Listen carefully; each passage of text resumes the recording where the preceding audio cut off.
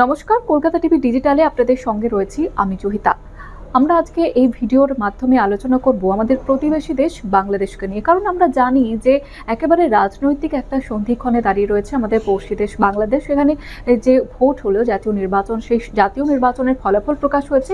BNP জয়ী হয়েছে এবং প্রধানমন্ত্রী হিসেবে শপথ নিতে চলেছেন তারেক রহমান। এবং এই মুহূর্তে দাঁড়িয়ে ভারত এবং বাংলাদেশ নিয়ে আলোচনা আবার উঠে আসছে। বাংলাদেশের সঙ্গে ভারতের যে সম্পর্ক এবং বাণিজ্য, তার পাশাপাশি সীমান্ত সুরক্ষা, একাধিক বিষয়ে আলোচনা উঠে আসছে। এবং আরও একটি বিষয় নিয়ে আলোচনা যেটা উঠে আসছে সেটা হচ্ছে ভারতের মুদ্রার সঙ্গে বাংলাদেশের যে মুদ্রা তার কতটা ফারাক রয়েছে, অর্থাৎ ভারতের 1 রুপি সমান বাংলাদেশের কত টাকা, সেটা আপনাদের জানাবো। তার পাশাপাশি আরেকটি বিষয় যেটা আমরা জানি যে গত বছরে কিন্তু 2025 আমরা দেখেছি বাংলাদেশের যে মুদ্রার যে ডিজাইন সেটা কিন্তু পরিবর্তন করা হয়েছে। অর্থাৎ আগে আমরা যেমনটা দেখেছি বাংলাদেশি মুদ্রা এবং যে প্রিন্ট টাকার ক্ষেত্রে যে সেখানে শেখ মুজিবুরের ছবি ছিল এবং সেটা সরিয়ে দিয়ে 2025 সালে বিভিন্ন ঐতিহ্যবাহী যে জায়গাগুলি রয়েছে, মন্দির, মসজিদ এবং বৌদ্ধ সাংস্কৃতিক বিভিন্ন বিষয় তুলে ধরা হয়েছে এই মুদ্রার মাধ্যমে।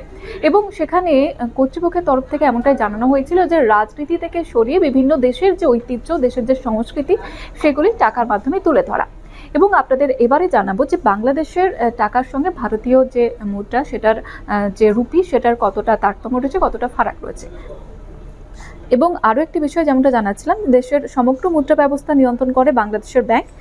10 টাকা বা তার বেশি যে টাকা মুদ্রাস্ফীতি সমস্তটাই বাংলাদেশের ব্যাংক নিয়ন্ত্রণ করে। এর পাশাপাশি 1 টাকা, 2 টাকা এবং 5 টাকা যে নোট সেগুলি ইস্যু করে অর্থ মন্ত্রণালয়, যা সরাসরি সরকারের অধীনে পরিচালিত হয়। এই ছোট মূল্যবানের যে নোটগুলি রয়েছে সেগুলি সরকারি নোট নামে পরিচিত।